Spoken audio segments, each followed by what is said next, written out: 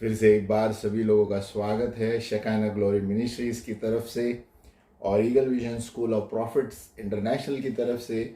आज हम सीखने जा रहे हैं भविष्य सूचक पाठशाला नंबर 68, प्रॉफिटिक टीचिंग नंबर 68।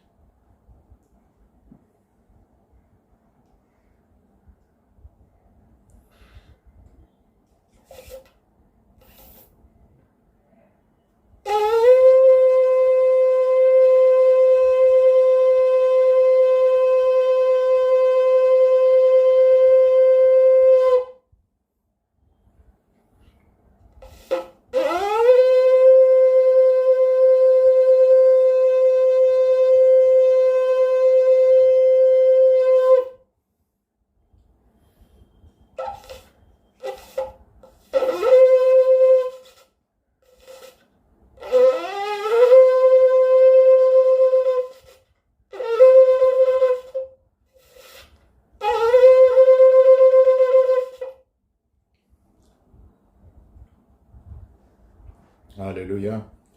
हम जब तुरी बजाते हैं तो एक भविष्य सूचक एक एक घोषणा है। जब भी बाइबल में तुरी बजाई जाती थी तो एक घोषणा होती थी प्रभु की ओर से कि तैयार हो जाओ युद्ध के लिए, या तो सभा के लिए तैयार हो जाओ, है ना। जो भी बाइबल में दिया गया है हमें उसे इस्तेमाल करना चाहिए। ये तुरी जो है एक चिन्ह के रूप में थी, सिग्नल के रूप में थी। जब भी लोग मिलते थे और भविष्यवाणी के लिए को कुछ घोषणा करना था, या तो सामने वाले शत्रु आ रहे हैं तो सबको इकट्ठा होने के लिए तुरी फूकी जाती थी। और अंत में यीशु मसीह जब आने वाला है तब भी ये तुरी फूकी जाने वाली है, और ये बहुत जोर से फूकी जाने वाली है सावधान करने के लिए। और उस वक्त जो यीशु मसीह में विश्वास नहीं करते उनको बहुत संघर्ष होने वाला है। इसके लिए ये तुरी अभी भी निशानी है। प्रकाशित वाक्य में दिया गया अंत में तुरी फूकी जाएगी, प्रधान दूत का चिल्लाना, ये सारी चीज़ें होने वाली हैं। और उस वक्त जो यीशु में है उसे ऊपर लिए जाएंगे, बाकी नीचे रहेंगे। तो उनके लिए बहुत खतरनाक दिन होगा अगर जो यीशु में जो विश्वास नहीं करते और तुरी फूकने के समय बाकी सारे रूपांतर होकर ऊपर जाएंगे। हम भविष्य सूचक अगर जो हमें समय मिला तो उसके बारे में हम सिखाएंगे रूपांतर होने के क्षेत्र में। अभी भविष्य सूचक पाठशाला नंबर 68 पर है, 68 पर है। अगर जो आपको जानना है कि आपका बुलावा एक भविष्यद्वक्ता का है तो ये 10 चिन्ह हैं जिसे आप समझ सकते हैं कि मुझे भी प्रभु ने भविष्यद्वक्ता के क्षेत्र में बुलाया है, वरदान दिया है। नंबर 1 है सेवकाई, कलीसिया के लिए सेवकाई। अभी एक भविष्यद्वक्ता होने के नाते आप क्या होंगे, हम आकर्षित होंगे विश्वासियों के प्रति, और खास करके जो पीछे चले गए हैं, है ना, प्रभु में पीछे चले गए हैं, उनके प्रति आपकी दिलचस्पी बढ़ती रहेगी। तो ये एक चिन्ह है कि प्रभु आपको भविष्य सूचक क्षेत्र में बुला रहा है। नंबर 1। और खास करके जो कलीसिया से दूर चले गए हैं, प्रभु से दूर चले गए हैं, उनको बुलाने के लिए आपको प्रभु आकर्षित कर रहा है, उनसे बातचीत करने के लिए, फिर से प्रभु में आने के लिए। नंबर 1 है। नंबर 2 है एक एकदम असामान्य तरीके से संबंध।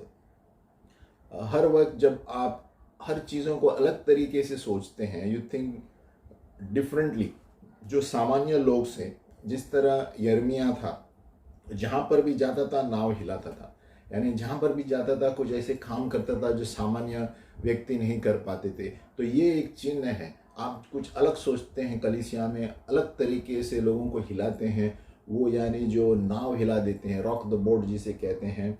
और नए नियम में अगाबस जो था, अगाबस ने पौलुस के हाथों को बांधा और उसी के कमर पट्टा को उसने कहा कि ऐसा ऐसा होने वाला है। तो ये कोई अलग चीज़ करते हैं, ये एक चिन्ह है। नंबर 2 कि हम अलग तरीके से एक भविष्यद्वक्ता पेश आता है, कोई चीज़ की उत्तर देनी है या कोई चीज़ के बारे में बताना है। तो पहले सेवकाई कलीसिया के लिए हम आकर्षित होते हैं, विश्वासियों के प्रति जो गुमराह हो गए हैं, पीछे चले गए हैं। नंबर 2, अलग तरीके से हम काम करना चाहते हैं, लोगों को बताने के लिए कि यीशु कौन है, या यीशु क्या बताना चाहता है, यूनिक अप्रोच। तीसरा है एक डोरी से दूसरे, है ना, बदलेंगे, एक डोरी से दूसरी डोरी तक एक भविष्यद्वक्ता का जो चरित्र है वो बदलता रहता है और ये जाने माने हैं इसके लिए। उसमें एक उदाहरण है एलाइजा का। एलाइजा एक वक्त था, उन्होंने सारे बाल के भविष्यद्वक्ताओं को मार दिया, एकदम जोश में थे, और तुरंत उसके बाद दूसरे दिन वो कहता है अरे मैं अकेला बच गया हूँ, सभी लोग मुझे मारने आए हैं। तो एक भविष्यद्वक्ता की हालचाल एक डोरी से दूसरी डोरी तक पेंडुलम की तरह हिलती है, लेकिन प्रभु अनुग्रहकारी है और वो भविष्यद्वक्ता को छोड़ता नहीं है। जिस तरह एलाइजा को धीमी आवाज़ से फिर आया प्रोत्साहित करने के लिए संघर्ष के समय, उसी तरह प्रभु हमें भी उस समय में बाहर निकालने के लिए तैयार है। लेकिन ये तीसरा चिन्ह है कि एक डोरी से हम दूसरी डोरी, एक दिन हम जोश में रहेंगे, किसी को भविष्यवाणी कड़क रूप से देंगे, दूसरे दिन एकदम निराश में रहेंगे, अरे क्या फ़ायदा, ऐसे है ना, ऐसे भविष्यद्वक्ताओं के साथ होता है। तो ये एक चिन्ह है कि अब भविष्यद्वक्ता यानी भविष्यवाणी, भविष्य सूचक सेवकाई के क्षेत्र में हमारे साथ होगा। तो ये चिन्ह है। नंबर चौथा है नम्र बनना, ह्यूमिलिएशन। क्योंकि हमारे असामान्य तरीकों से जो कार्य करते हैं भविष्यद्वक्ता, तो कभी कभी सभी चीज़ें सभी समयों पर सही नहीं चलती है ना। यीशु को हम देखते हैं, यीशु को स्वयं कपड़े उतारे गए और नंगा उसे क्रूस पर रखा गया, नम्र बनाया गया, है ना। और हमें भी ऐसे बहुत तरीके से बनाए होंगे, आपको भी बनाए होंगे, है ना, अलग अलग तरीके से अनुभव हुआ होगा। तो भले ये मजाक नहीं है, इस मुद्दे से हमें प्रभु नम्र बनाता है कि जो वरदान है पवित्र आत्मा के, ये हमारे खुद के नहीं हैं, हमारे भविष्य सूचक जो वरदान है वो एक बुलावा है और ये परमेश्वर के हाथ में। तो प्रभु हमें नम्र रखता है इसके द्वारा। तो ये एक चौथा मुद्दा है जिसके द्वारा ये चिन्ह हम जान सकते हैं कि भविष्यद्वक्ता के क्षेत्र में प्रभु बुला रहा है। पांचवा मुद्दा है सिंगलनेस ऑफ पर्पस, यानी मकसद, एक ही मकसद पकड़ के चलते हैं एक भविष्यद्वक्ता, है ना। ये सारे चिन्ह से हमें पता चलेगा अगर जो हमारे साथ ऐसे हो रहा है तो प्रभु हमें इस क्षेत्र में बुला रहा है। एक ही मकसद पे चलते हैं, काला काला है, सफ़ेद सफ़ेद है ना। ये लोग समझौता नहीं करते, भविष्यद्वक्ता जो है ये लोग समझौता नहीं करते। अगर जो आप भी इसी में से है, पुराने नियम नए नियम में, वो लोग कोई समझौता नहीं करते उनके संदेश में, है ना। कभी कभी कलीसिया वाले आपको लोग बोलेंगे ये क्या एक ही तरफ से बात करता है, ये क्यों ऐसे ही करता है, बहुत से विरोध में आएंगे।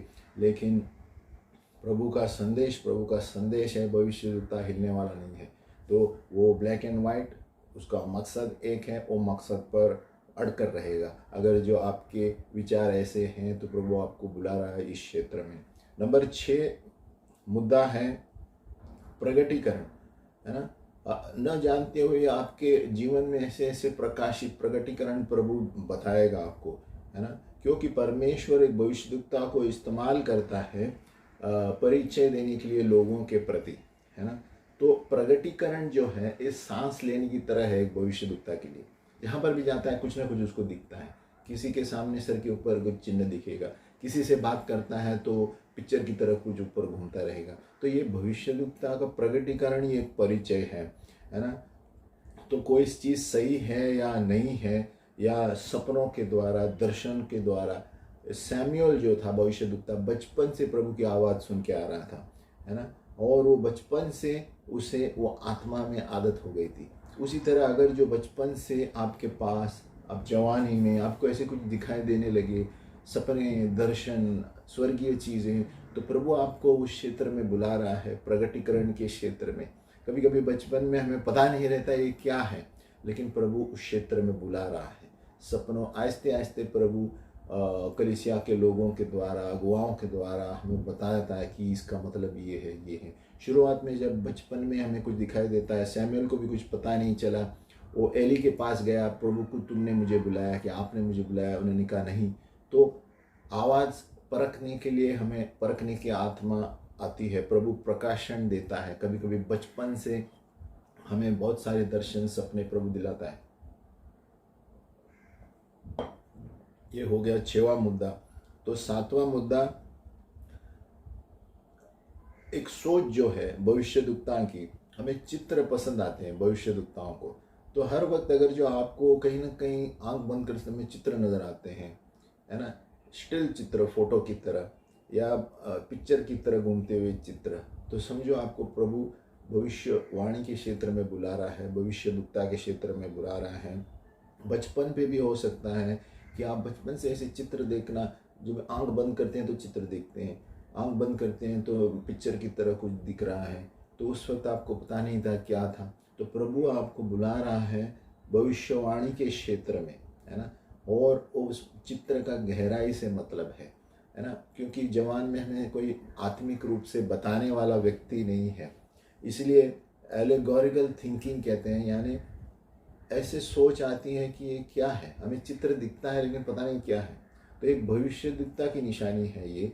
जब भी आपको सारांश में कहा जाए चित्र, मूविंग पिक्चर की तरह कुछ चित्र दिखेंगे आंख बंद करते समय, सपनों में, हर वक्त सपनों में कुछ ना कुछ स्वर्गीय चीज़ें दिखती हैं, चित्र दिखती हैं, किसी के बारे में चित्र दिखता है, पुराने 10 साल पहले के चित्र दिखते हैं। तो प्रभु आपको भविष्य सूचक क्षेत्र में बुला रहा है, यानी प्रभु आपको भूतकाल के बारे में, किसी के बारे में बता रहा है, या आगे क्या होने वाला बता रहा है ना। आठवां मुद्दा है प्रार्थना में लगातार रहना।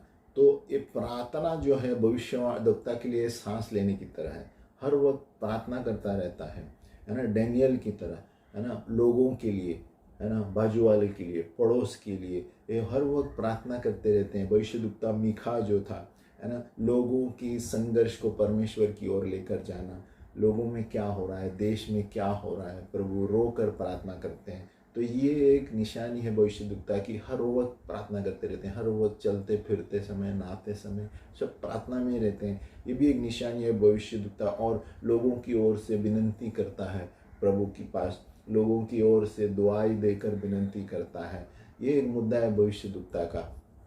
तो नंबर 9 है परमेश्वर की उपस्थिति संगीत में लाना।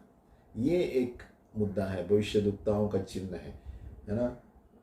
अगर जो हम आज पूछेंगे कि उस व्यक्ति को कि आपको सबसे अच्छा क्या लगेगा एक सभा में, चर्च में बदलने के लिए, तो एक भविष्यद्वक्ता कहेगा सब खुर्ची बिर्ची निकालो और चलो नाचेंगे। ये भविष्यद्वक्ता की निशानी है ना। वो परंपरा के अनुसार नहीं चलते। ये भविष्यद्वक्ता कुछ नया करेगा, कुछ नया चीज़ बताएगा, असामान्य चीज़ करेगा, है ना। और वो सबसे बड़े अभिषिक्त आराधना के अगुआ बनते हैं। जो भविष्यद्वक्ता है ज़्यादातर संगीत में रहते हैं, संगीत से अभिषेक आता है और अभिषेक से भविष्यवाणी करते हैं, है ना। राजा दाऊद देखो जब बजाता था वीणा तो दुष्ट आत्माएं बाहर निकली सॉल से। तो ये मेरे साथ भी होता है, प्रभु के अनुग्रह है कि जब हम बजाते हैं तो तुरंत अभिषेक उतर आता है। कभी क्या कहते हैं, एकदम नीचा महसूस करते हैं, तो जब हम गिटार लेके बैठते हैं तो तुरंत पवित्र आत्मा का कार्य शुरू होता है अंदर से। तो ये परमेश्वर की उपस्थिति संगीत के द्वारा आता है। ये भी एक चिन्ह है भविष्यद्वक्ता का, भविष्यद्वक्ता की ओर प्रभु बुला रहा है। नंबर 10, जीवन के कठिन अनुभव। जीवन के कठिन अनुभव, बहुत सारी कठिनाइयों से गुजरते हैं और शत्रु एक भविष्यद्वक्ता को दूर से ही देखता है, उसको पता है उसके पीछे ही रहता है शत्रु, क्योंकि एक भविष्यद्वक्ता बरोबर संदेश देता है प्रभु का, और उसको पता है कि ये भविष्यद्वक्ता ने मुंह खोला तो लोग बदलने वाले हैं। तो लेकिन ये भविष्यद्वक्ता कभी कभी यूहन्ना बपतिस्मा जैसे वाला मरुभूमि में अपने आप को महसूस करते हैं, अकेला महसूस करते हैं, संसार वाले विरोध करते हैं, क्योंकि वो सारी चीज़ें अलग करके बताते हैं, है ना। जो सामान्य लोग करते हैं वो नहीं करते ज़्यादातर भविष्यद्वक्ता। असाधारण रूप, क्योंकि अभिषेक जुए को तोड़ता है, अलग तरीके से अभिषेक से पेश आते हैं जो सामान्य विश्वासी नहीं आएगा। तो इसके लिए कभी कभी लोग विरोध में भी होते हैं। तो कभी कभी ऐसे अनुभवों के द्वारा प्रभु अनुमति देता है भविष्यद्वक्ता के जीवन में, और ऐसे आपके साथ हो रहा है तो समझो प्रभु इस संघर्ष के अनुभव में से आपको ले रहा है, ताकि आगे चलकर आप परिपक्व बनेंगे और भविष्यद्वक्ता बनेंगे और बलवंतता से यिर्मयाह की तरह किसी को नहीं डरेंगे। तो कभी कभी इस अनुभवों से गुजरना पड़ता है, प्रभु आपको अनुमति देगा ताकि आप परिपक्व बने।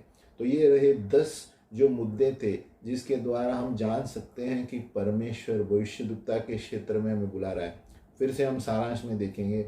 नंबर 1, कलीसिया के लिए सेवकाई करना चाहता है, वो व्यक्ति जो जो पीछे गिरे हुए लोगों को दया आती है उस पर और उनसे बातें करने लगता है। नंबर 2, वो असामान्य से तरह से पेश आता है, यानी है ना, जैसे यिर्मयाह किधर भी कुछ असामान्य चीज़ें नहीं करता था, असामान्य राजाओं के सामने बोलता था जो आम आदमी नहीं बोल पाता। तो ये एक चिन्ह है कि भविष्य सूचक क्षेत्र में आपको बुला रहा है। कभी आपकी आवाज़ सरकार के लिए जोर से, आप बलवंतता से, सभी लोग चुप बैठेंगे लेकिन आप बात करेंगे, तो ये एक निशानी है। नंबर 3 है एक डोरी से दूसरे बदलना, यानी कभी कभी आप एकदम जोश में रहेंगे, तुरंत एक दिन के बाद एकदम नीचा महसूस करेंगे, उस वक्त प्रभु आपको ऊपर उठाएगा। ये एक निशानी है भविष्यद्वक्ता की। नंबर 4, नम्र बनना। प्रभु आपको नम्र बनाएगा अनुभवों के द्वारा, ताकि आपको एहसास हो कि ये मेरे शक्ति से नहीं, बल से नहीं, लेकिन पवित्र आत्मा और प्रभु के अनुसार मुझे चलना है, ये मेरी योजना नहीं है। तो प्रभु नम्र बनाता है कभी जब हम अपने शरीर में चलते हैं। नंबर 5, भविष्यद्वक्ताओं का मकसद एक है, कॉम्प्रोमाइज़ नहीं, समझौता नहीं करेंगे। अगर जो आप इनमें से हैं, किसी के साथ कुछ ब्लैक है ब्लैक है, वाइट है वाइट है, जो प्रभु ने बोला है उसको मैं बदलूंगा नहीं। आमीन। तो 5 है। नंबर 6 है प्रगटीकरण। एक भविष्यद्वक्ता को प्रभु कहीं ना कहीं प्रगटीकरण से लेकर आता है कि कुछ ना कुछ यहाँ गड़बड़ है, कुछ ना कुछ सही है। जैसे सैमुअल को बचपन से प्रभु ने आवाज़ सुनना सिखाया, उसी तरह आपको अगर जो कुछ दर्शन, चित्र वगैरह लगातार आते रहते हैं, आवाज़ें आती रहती हैं सोते समय, तो प्रभु आपको कहीं ना कहीं भविष्यद्वक्ता के क्षेत्र में बुला रहा है। नंबर 7, अपनी सोच, पिक्चर की सोच। आप पिक्चर देखते हैं, दर्शन देखते हैं, लगातार सपने देखते हैं और इसी तरह से आप सोचते रहते हैं ये चित्र का मतलब क्या है, इसका क्या है, रोज़ देखते रहते हैं। तो प्रभु आपको आत्मा में ले चल रहा है भविष्यद्वक्ता के क्षेत्र में। नंबर 8, प्रार्थना करते रहते हैं। हर वक्त हम दूसरों के ऊपर दया आते हैं, हर वक्त दूसरों के लिए प्रार्थना करते हैं, हर वक्त सरकार के लिए प्रार्थना करते हैं, हर वक्त देश में क्या हो रहा है, राष्ट्र में क्या हो रहा है, उसके लिए प्रार्थना करते रहते हैं। ये एक भविष्यद्वक्ता की निशानी है। नंबर 9, परमेश्वर की उपस्थिति संगीत में लेकर आते हैं। हर एक भविष्यद्वक्ता संगीत में जो आपको उपलब्ध एकदम अच्छा लगता है, आकर्षित होते हैं और संगीत के द्वारा आप सभी सभा में जान लेकर आते हैं, तो भविष्यद्वक्ता की निशानी है। संगीत के द्वारा आप सारे माहौल को अलग कर देते हैं, तो वो भविष्य सूचक क्षेत्र में है। नंबर 10 है कठिन अनुभवों जीवन में जो है प्रभु अनुमति देता है आपके जीवनों में, और सभी लोग आपके विरोध है, जब भी आपको पता है आप धार्मिक रूप से सही है, भविष्यद्वक्ता की निशानी है। अगर जो सभी लोग विरोध है लेकिन आपको पता है आप सही है, लेकिन आप अकेले महसूस करते हैं, ये प्रभु अनुभव, इस अनुभव से लेकर चलता है ताकि प्रभु आपको आगे परिपक्व में चौड़ बनाए भविष्य सूचक क्षेत्र में। हम आगे बढ़ते हैं।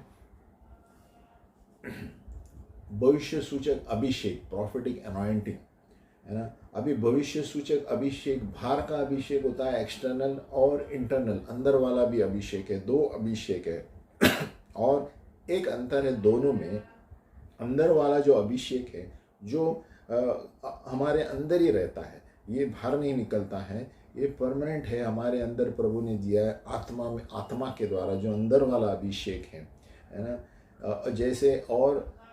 जैसे जब भी आपको पसंद आया आप उसको बाहर लेकर आ सकते हैं। जैसे मैंने बताया जब मैं गिटार उठाता हूँ तो सारे पवित्र आत्मा के कार्य शुरू हो जाते हैं, ये अंदर वाला अभिषेक बाहर निकल आता है। जब हमें अपने आप को नीचा महसूस करता हूँ तो मैं गिटार लेके बजाता हूँ, तो तुरंत अभिषेक, अंदर वाला अभिषेक, है ना, मतलब अब छूते ही कोई चीज़ को प्रभु का अभिषेक निकल आता है।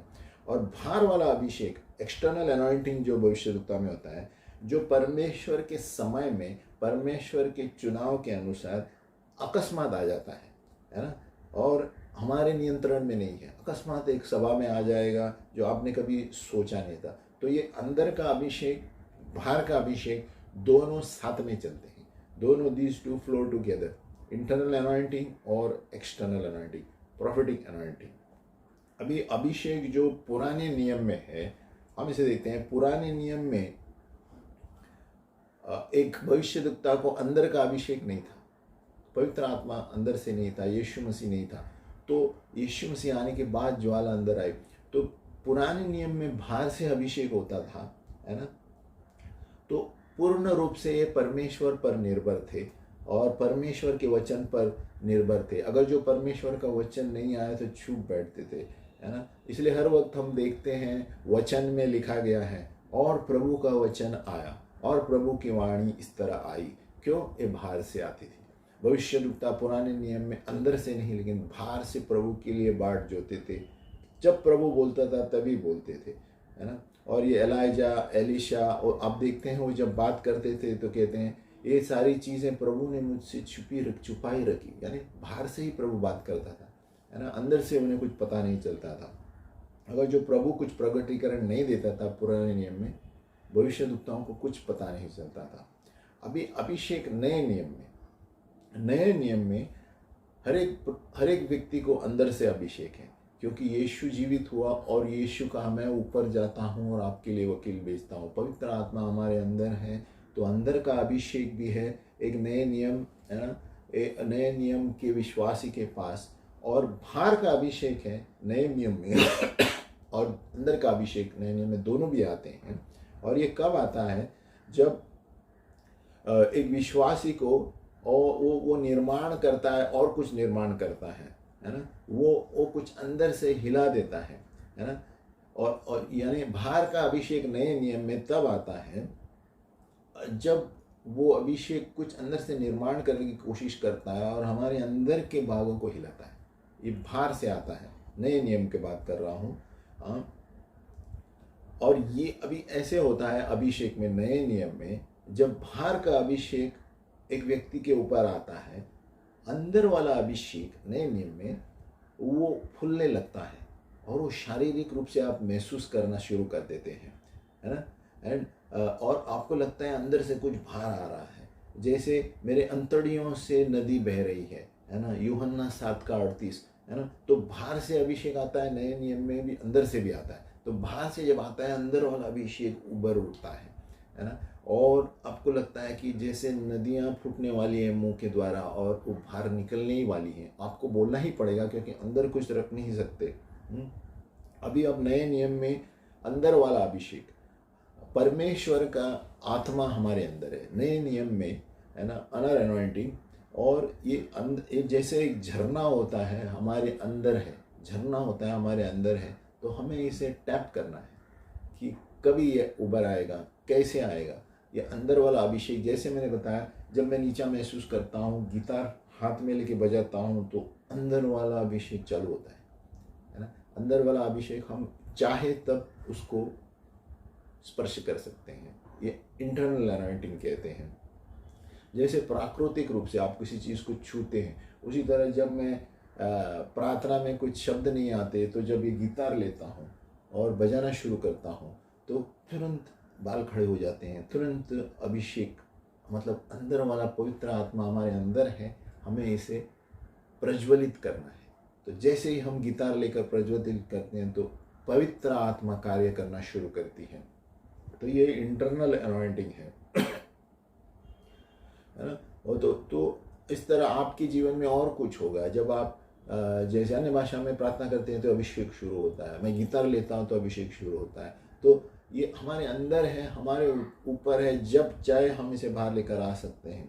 लेकिन बाहर वाला अभिषेक परमेश्वर के समय में और परमेश्वर की इच्छा के अनुसार होता है, जब अचानक सभा में प्रभु कुछ करेगा, है ना। अभी पूर्ण रूप से 9 वरदान है, आत्मिक वरदान है, टोटल ऑफ 9 स्पिरिचुअल गिफ्ट्स। और ये आत्मा के वरदान हमारे अंदर एक यंत्र है, एक भविष्यद्वक्ता का एक यंत्र है। ये वरदानों के द्वारा हम एक बेहतरीन भविष्यद्वक्ता बन सकते हैं। जब कोई भविष्य सूचक सेवकाई चालू करता है, उसे शुरुआत में दर्शन या सपना क्या है या वचन कैसे देना है पता नहीं होता है। शुरुआत में अगर जो इन वरदानों में भी नहीं चलता होगा, तो ये 9 वरदान जो है उसमें से मुख के वरदान है, प्रगटीकरण के वरदान है और सामर्थ के वरदान, 3 भागों में विभाजित किया है। 9 वरदान जो है मुख के वरदान, फिर प्रगटीकरण के वरदान और सामर्थ के वरदान, वोकल गिफ्ट्स, रेवलेशन गिफ्ट्स और पावर गिफ्ट्स। अभी मुख्य वरदान कौन से? अन्य अन्य भाषा में बोलना, उसका अनुवाद करना, भविष्यवाणी करना, ये 3 है मुख्य के वरदान। Vocal gifts, diverse tongues, interpretation of tongues और प्रोफेसी, है ना। फिर रेवलेशन गिफ्ट्स, प्रगटीकरण के वरदान क्या है? ज्ञान के शब्द, बुद्धि के शब्द और आत्मा को परखना। Words of wisdom, words of knowledge, discerning of spirits, ये हुए प्रगटीकरण के वरदान। फिर पावर गिफ्ट्स, सामर्थ्य के वरदान, विश्वास का वरदान, चंगाई का वरदान, चमत्कार करने का वरदान। तो टोटल 9 हुए। तो पहले मुख के वरदान 3 हैं, डाइवर्स टंग्स, अनुवाद करना, भविष्यवाणी करना। प्रगटीकरण के वरदान 3, बुद्धि का शब्द, ज्ञान का शब्द, परखने की आत्मा। फिर सामर्थ्य के वरदान, विश्वास का वरदान, चंगाई का वरदान, चमत्कार करने का वरदान। तो टोटल 9 है। ये तीनों जो ग्रुप में, झुंड में से एक भविष्यद्वक्ता ज़्यादा करके मुख्य वरदान और प्रगटीकरण के वरदान में काम करता है, वोकल गिफ्ट्स और रेवलेशन गिफ्ट्स। तो हमारे भविष्य सूचक यंत्र को हमें इस्तेमाल करना चाहिए। अगर जो एक भविष्य सूचक बुलावा है आपका, हमें सीखना है किस तरह इसमें बहने हैं ये 2 जो मुख हैं, वोकल गिफ्ट्स और प्रगटीकरण के, ताकि हम भविष्य सूचक क्षेत्र में, सभाओं में अच्छी तरह कार्य कर सके, प्रभु के संदेश को लोगों को दे सके। और कभी कभी आप संघर्ष करते हो कि 1 या 2 वरदान में, लेकिन जब आप सीखेंगे कि परमेश्वर का आवाज़ कैसी है, परमेश्वर की आत्मा क्या बोल रही है, तो आप एकदम बहने लगेंगे इन सारे वरदानों में, है ना। और जैसे एक ड्रिल जो होता है ना, एक नया ड्रिल जो होता है, हमें पता नहीं कैसे इसे दीवार में ठोकना है, लेकिन जैसे जैसे हम सही तरह इस्तेमाल करते हैं, हमें पता है किस तरह इसको आहिस्ते शुरू करना है, फिर जोर से करना है। तो उसी तरह वरदानों में है। अभी एक समझो कारपेंटर है, सुतार जो है, अगर जो वो ये कहेगा कि मुझे ड्रिल चाहिए, स्क्रू ड्राइवर नहीं चाहिए, है ना, मुझे एक क्या कहते हैं, सौ को रंधवा चाहिए, रंधा चाहिए और हथौड़ा नहीं चाहिए, उनको सबकी ज़रूरत है। हम ये नहीं बोलते मुझे ये चाहिए वो चाहिए। उसी तरह अगर जो हमें सही तरह से भविष्यवाणी के क्षेत्र में चलना है, हमें ये सारे 9 वरदानों की ज़रूरत है, खास करके मुख्य वरदान और प्रगटीकरण के वरदान, यानी अन्य भाषा, अनुवाद करना, भविष्यवाणी, बुद्धि का शब्द, ज्ञान के शब्द, परखने की आत्मा। ये 6 मुख्य है, हमें जानना ज़रूरी है। तो हम पहले देखेंगे वोकल गिफ्ट्स, मुख्य वरदान। अन्य भाषा यानी अलग अलग तरह के भाषा हम जब बोलते हैं, अन्य भाषा, ये एक सामर्थ्यपूर्वक वरदान है। अगर जो आप एक वचन दे रहे हैं अन्य भाषा के द्वारा सभा में, और आप युद्ध कर रहे हैं, आपकी ज़बान बदलेगी, है ना। जब आप युद्ध कर रहे हैं तो खाशा पकाती खो बाला भाई शीख ही खाला बाला शीख हो खाला सीख, ऐसे होगा आपके अन्य भाषा। लेकिन जब ये आप ऐसे ही वरदान वचन दे रहे हैं, खुराबाशी खालाबाशी खे देखी फिकोरो, आप व्यक्तिगत रूप से अपने लिए सुधार के लिए, चरित्र के लिए आप अन्य भाषा बोल रहे हैं, तो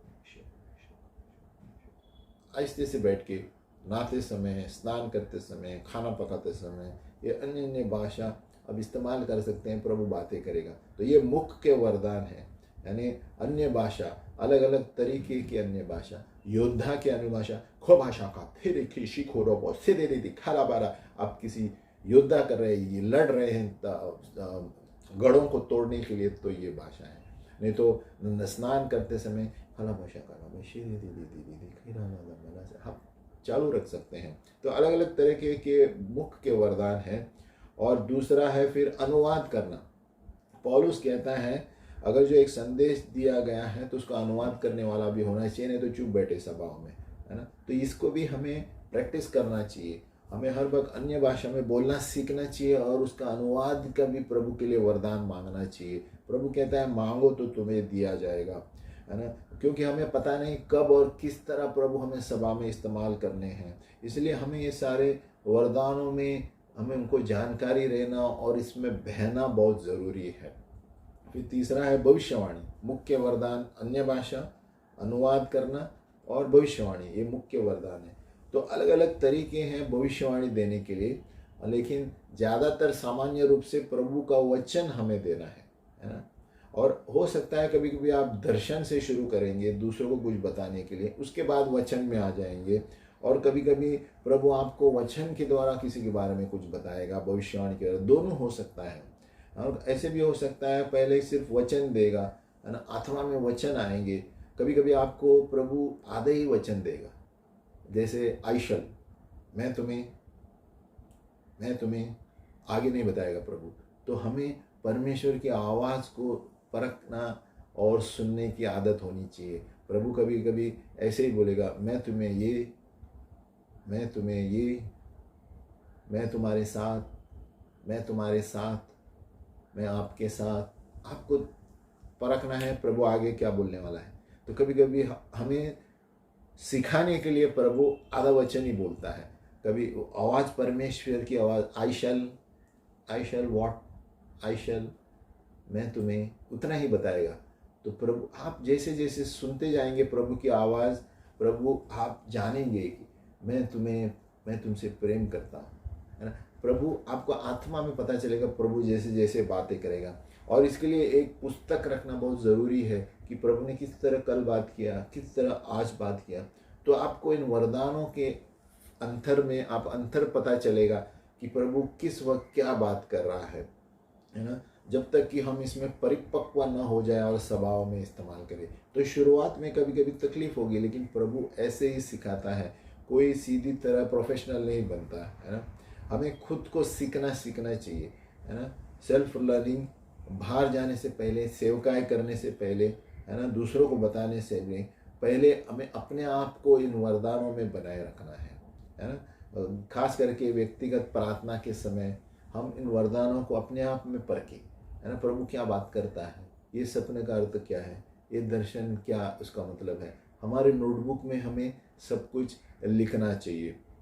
तो जब आपको पहले पता चलता है कि आप भविष्यद्वक्ता के क्षेत्र में बुलाए गए हैं, तो आप एकदम उड़ी मत मारो कि अरे मुझे ये करना है, मुझे वो करना है ना, मुझे वचन बोलने हैं। नहीं, आराम करना है, एकदम घाई नहीं करना है, आराम से। पहले सब कुछ एक साथ नहीं होता है। जब किसी ने आपको बोला आपको भविष्यवक्ता का वरदान है, तो उड़ी मत मारो कि अरे मुझे ये बोलना है, मुझे इसको बोलना है। नहीं, आराम से प्रभु कदम से कदम आपको सिखाएगा।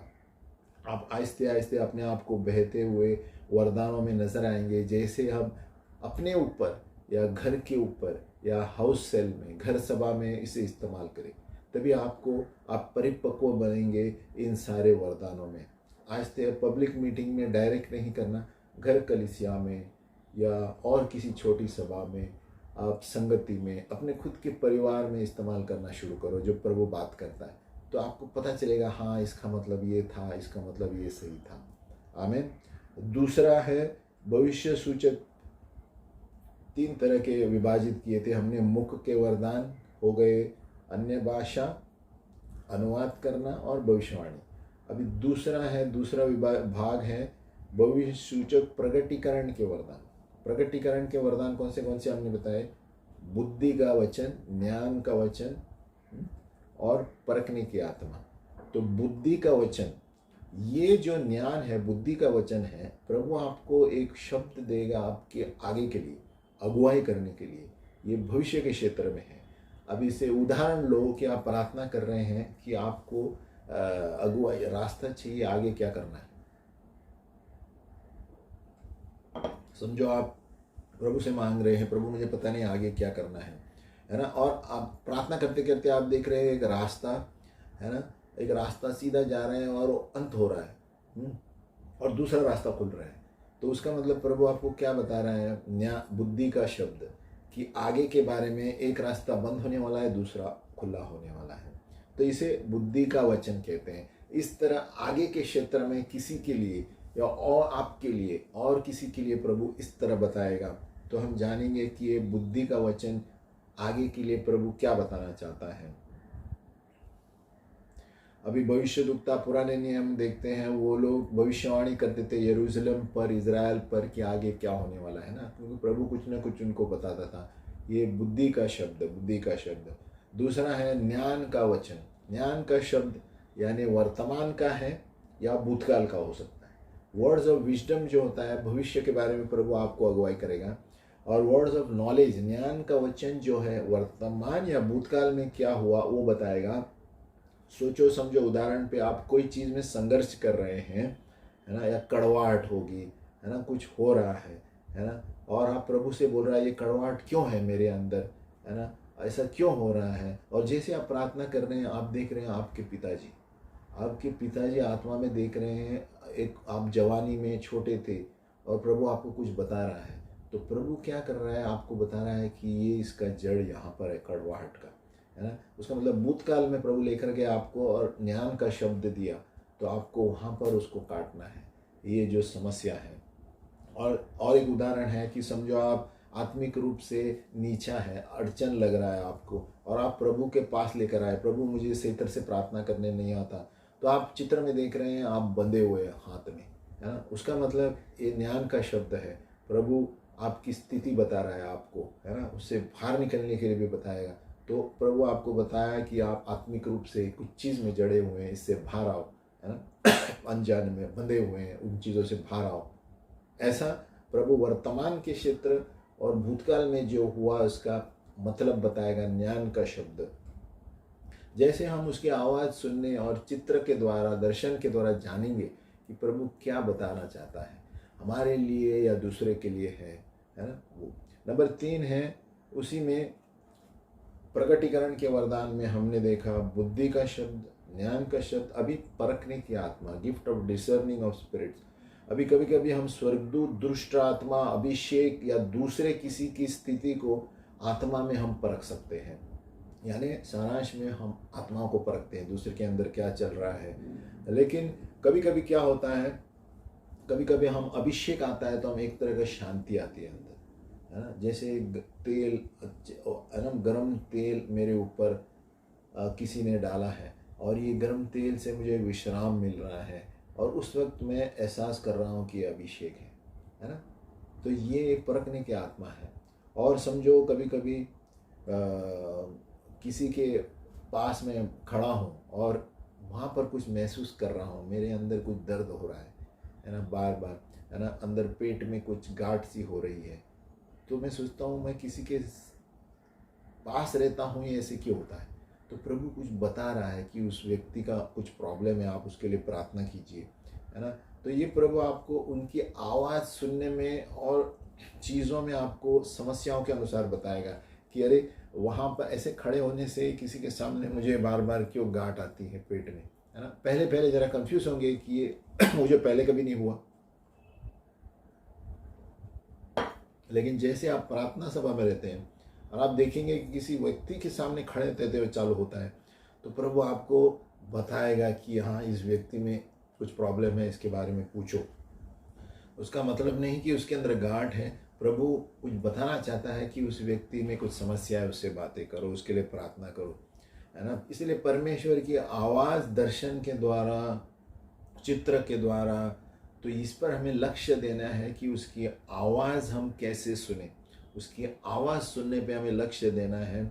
और फिर हर एक इन वरदानों में हम चलेंगे, जैसे जैसे उसकी आवाज़ सुनेंगे।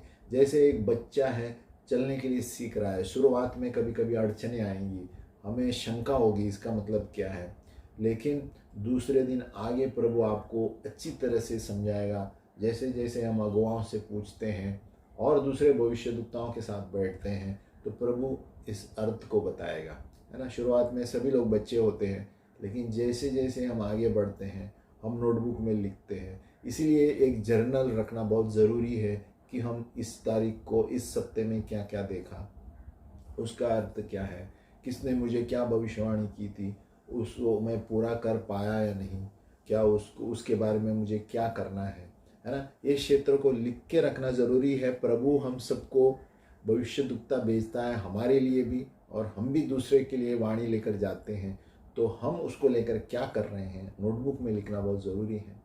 अगर जो प्रभु हमें कुछ बताता है तो कुछ मतलब है, उसको हल्के में नहीं लेना है, क्योंकि प्रभु चाहता है कि जब इसमें हम कुछ कदम उठाएंगे तब आगे बढ़ाएगा हमें।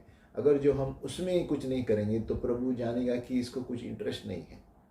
इसलिए जब प्रभु कोई भविष्यवाणी के क्षेत्र में कुछ देता है तो हमें लिख कर रखना चाहिए। कोई भविष्यद्वक्ता कलीसिया में आता है, रिकॉर्डिंग करना चाहिए कि प्रभु क्या बोल रहा है, क्योंकि कभी कभी कलीसिया में समय नहीं मिलता, हमें रिकॉर्डिंग करके घर में सुनना है और लिखना है। प्रभु तुमने मुझसे ये कहा, तो प्रभु आपसे बातें कर रहा है कि आप इस रास्ते से जाओ, इस रास्ते से मत जाओ, है ना। और हमें अगर जो भविष्यवाणी के क्षेत्र में बुलाया, प्रभु हमें परखने की आत्मा भी देगा और बताएगा, है ना। आप सिर्फ स्वर्गदूत देखने में और दुष्ट देखने में संतुष्ट न रहो। सारे 9 वरदान है, परखने की आत्मा, ज्ञान का शब्द, बुद्धि का शब्द, सभी को इस्तेमाल करो। तभी प्रभु आपको परिपक्व होकर सभाओं में आगे बोलने के लिए सिखाएगा और आगे आपको परखने की आत्मा देगा कि इस व्यक्ति का प्रॉब्लम क्या है, इसका प्रॉब्लम क्या है, मुझे जब यहाँ दर्द होता है तो उसका मतलब क्या है ना। तो ये आत्मिक चीज़ें हैं, जितना हम प्रभु के साथ बैठेंगे तो ही समझ में आएगा। अगर जो हम प्रार्थना में नहीं बैठेंगे, ज़्यादा समय नहीं समझ में आएगा। इसके लिए स्थिर रहकर बैठना बहुत ज़रूरी है। 1 घंटा, 1.5 घंटा, 2 घंटा व्यक्तिगत प्रार्थना अकेले में करना बहुत ज़रूरी है। प्रभु की आवाज़ पहचानने में, सुनने में बैठना बहुत ज़रूरी है। बाहर मार्केट में आवाज़ को, प्रभु को कैसे पहचानेंगे? जब हम अंदर पहले अकेले में बैठेंगे। जब अंदर अकेले में बैठेंगे, प्रभु की आवाज़ शांतता से आप जानेंगे प्रभु क्या बोल रहा है, तो आप एक भीड़ में भी जान पाएंगे प्रभु क्या बोल रहा है। भले ही बहुत बड़ी आवाज़ होगी भीड़ में, फिर भी प्रभु आपको आत्मिक रूप से अंदर से अगुवाई करेगा। जैसे आप किधर से गुजर रहे हैं तो आपको एक बाल खड़े होंगे, तो प्रभु आपको बताएगा यहाँ पर एक गढ़ है। तो ये सारे चिन्ह प्रभु आपको जैसे जैसे हम अनुभव करते हैं प्रभु बताएगा। आमीन। तो इसलिए अगर जो आप नए हैं भविष्यवाणी के क्षेत्र में, तो सीधे उड़ी नहीं मारना कि हमें अरे मुझे ये करना है, वो करना है। कदम से कदम प्रभु आपको रहेगा। जैसे आप प्रभु की आवाज़ सुनेंगे, चित्र देखेंगे, दर्शन देखेंगे और दूसरे भविष्यद्वक्ताओं के साथ पूछताछ करके, सलाह करके, है ना, उसी तरह हम आगे बढ़ेंगे। इसका मतलब क्या है? लेकिन हमें एक जर्नल रखना बहुत ज़रूरी है। याद रखिए, जर्नल बहुत ज़रूरी है। तभी हम जानेंगे कि हम कितने आगे बढ़ रहे हैं और प्रभु मुझे क्या क्या बता रहा है भविष्य सूचक क्षेत्र में। और मैं कहना चाहता हूँ कि आज के दिन में प्रभु भविष्यवाणी और प्रेरितों को ऊपर ला रहा है, क्योंकि अंत के दिनों में सभी लोग दर्शन देखेंगे। पवित्र आत्मा एकदम तेज़ी से काम करने वाला है। जो हम सोचते भी नहीं है वो होने वाला है। और पुरानी चीज़ें चली गई हैं। आगे के दिनों में एक महान आंदोलन चलने वाला है आत्मा का। इतना जोरदार आंदोलन होगा, वहाँ पर स्वर्गदूत भी होंगे। और वो तो शिक्षण अभी मैं नहीं दे रहा हूँ कि स्वर्गदूतों के क्षेत्र में हम आगे बढ़ने वाले हैं। योद्धा के स्वर्गदूत हमारी प्रार्थनाएं, कलीसिया की प्रार्थनाएं मिलकर शैतान के साथ लड़ने वाले हैं। आगे के दिनों में तेजी से पवित्र आत्मा कार्य करना है। भस्म करने वाली आग की तरह लोग देखते रह जाएंगे। हम प्रार्थना करेंगे। हे पिता परमेश्वर, हम धन्यवाद देते हैं इस समय के लिए। प्रभु हमें इन सारे वरदानों को इस्तेमाल करने का अनुग्रह दे प्रभु। 3 मुख के वरदान जो है प्रभु, प्रगटीकरण के वरदान जो है प्रभु, और चंगाई करने वाले वरदान, तीनों जो मुख के वरदान, अन्य भाषा बोलना, भविष्यवाणी करना प्रभु, इन सारे वरदानों को हमें सिखा प्रभु। जैसे जैसे हम भविष्यवाणी में आगे बढ़ते हैं प्रभु, और प्रगटीकरण के वरदान प्रभु हमें दिला प्रभु। ज्ञान के शब्द, बुद्धि के शब्द और परखने की आत्मा, और चमत्कार करना, विश्वास में बढ़ना और चंगाई करना, ये सारे वरदान, तीनों भाग जो है प्रभु, मुख के वरदान, प्रकाशन के वरदान और विश्वास के वरदानों को बढ़ा प्रभु, ताकि हम आगे बढ़कर कलीसिया जो दुल्हन है प्रभु, उसको तैयार करे प्रभु, और जो गिरे हुए हैं उनको उठाए प्रभु। हमें तूने उठाने के लिए बनाया है प्रभु, गिराने के लिए नहीं। हर एक भविष्यद्वक्ता प्रभु को हम प्रार्थना करते हैं कि वो लोग प्रोत्साहित करे, सांत्वना दे और बांधगाम करे कलीसिया के लिए, यीशु के नाम में, आमीन। फिर से मिलेंगे हम अगली पाठशाला में। तब तक के लिए प्रभु की आशीष आपके साथ रहे, प्रभु की शांति आपके घरों में रहे।